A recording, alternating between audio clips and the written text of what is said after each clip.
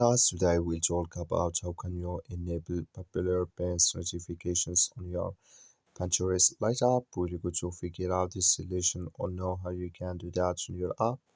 All you have to do, you just go down, click on your photo down here. So when you click on it here, it's going to take you to next step for your profile. Then all you have to do, you just go above this sign, click on it.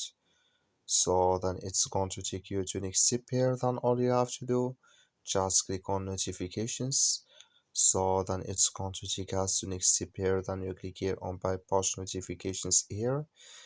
Then it's going to take us to next step here. Then all you have to do, just go down here, keep going down, come here to popular pins, just click in this sign. Then like you see this color show for us.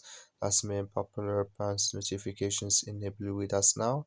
That's all you have to do. Thank you for watching. Don't forget to support us by like and subscribe.